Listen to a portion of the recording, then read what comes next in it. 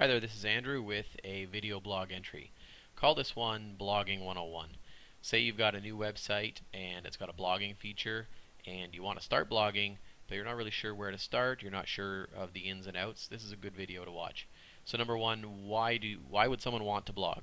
Well, for a small business owner on their consultancy website, their life coaching website, anything like that, anything where it's all about you, you want to build trust with your audience, and one great way to do that is to let them see that you know what you're talking about. So if you blog consistently, say 2 times a week, and you always have something good to say or reasonably good to say, that is really going to go a long way to building trust versus a site where there's maybe no blog at all, no information that is very personal. It's just sort of the basic website information. That's good, that's great, but let's take it one step further. You want to really stand out against your competition, and so blogging is a great way to do that. Number 2 is it's a great way to exercise your creativity. If you sit down and say maybe it's every Monday and Thursday you set aside to do some blogging, it'll really exercise your creativity, keep you out of any kind of ruts that you may be stuck in, and you may discover some new ideas and thoughts that you otherwise wouldn't challenge yourself for. And then also just from a straight search engine optimization standpoint, search engines love to see websites with frequent content updates, frequent and consistent content updates. So what that will help do for you is get organic search traffic. So what's organic search traffic?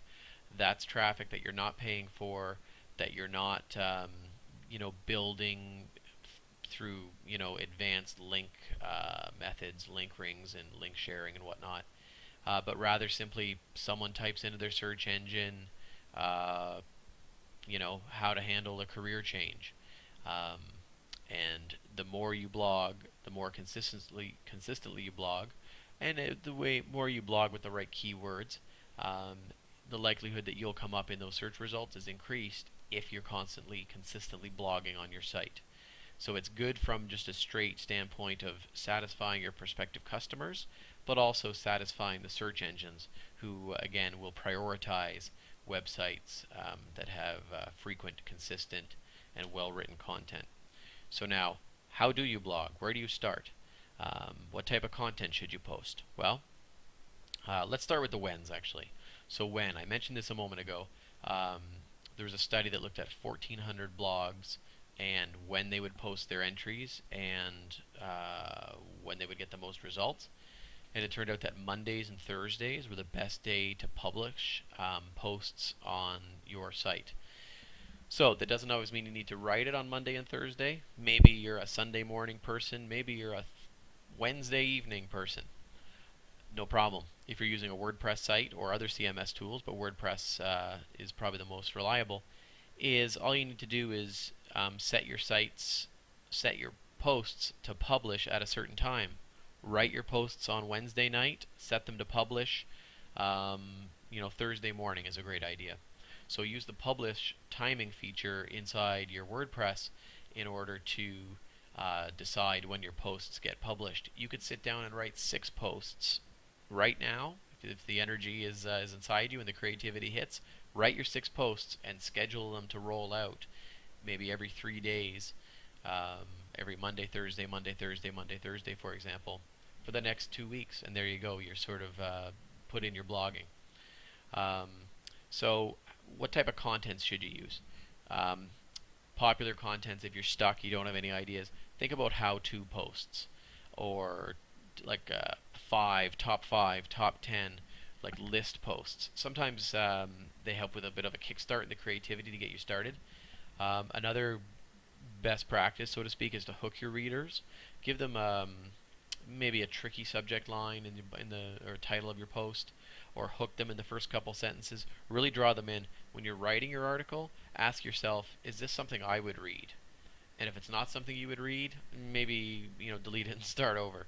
You want to put something together that your audience is going to find engaging. Second, when you think about creating something that's engaging, you do want to create a conversation. It would be fantastic if you can blog about a topic that is going to have people reply to it and want to come back and kind of engage the conversation. So ask questions in your blog post. maybe challenge the readers a little bit. Just get them really interested so that it's not just a one-way conversation, because it can be a two-way conversation. Um, Show your authority about what you know about. Don't blog what you don't know about, because it'll show that you don't know what you're talking about. You want to blog what you know about, and then that'll in turn show your authority, demonstrate it, and go back to building trust, which is maybe one of the main points of doing the blog in the first place. Ultimately, and this part shows no matter what you do, whether it's with your consistency or the quality of writing or the topics you choose, is to care about your readers or audience. So your audience, whether it's a video blog or a typed blog or a combination, you want to make sure that you're taking them serious, that you're giving them good information, you're taking some time out of your life to give them some content, and in exchange, you're hoping they take some time out of their life and read your content, and then hopefully share it on. So speaking of sharing, with your WordPress site, they've got a great feature called Publicize. And with Publicize, once you've written your blog post inside your WordPress site and published it, it can automatically push to your Twitter feed and your Facebook feed and your LinkedIn feed. It's just with some simple settings when you're setting up the site. And once it's there, it'll instantly push out a link to your blog entry. So in the case of Twitter, it's just a very short link that brings people back. It automatically generates the shortcut. So people click the short link, they come back to your site. It builds traffic, and also you get to take advantage of the immense shareability that you'll find on Twitter. Similarly on Facebook, it's a great tool. It'll publish a link to your news feed or your business's news feed if you have more than one page in Facebook, and it'll put a little image there, a little icon in your link, and it'll immediately invite people to, number one, read it, move off of Facebook onto your blog, and or also share it or comment right within Facebook. So if you use that feature, you're basically tripling your streams, or quadrupling if you consider LinkedIn, Facebook, and Twitter. It takes your one post and pushes it into 4 channels without you having to work on it 4 times. So it's great and very simple. So I hope this video was helpful. We'll see you again soon.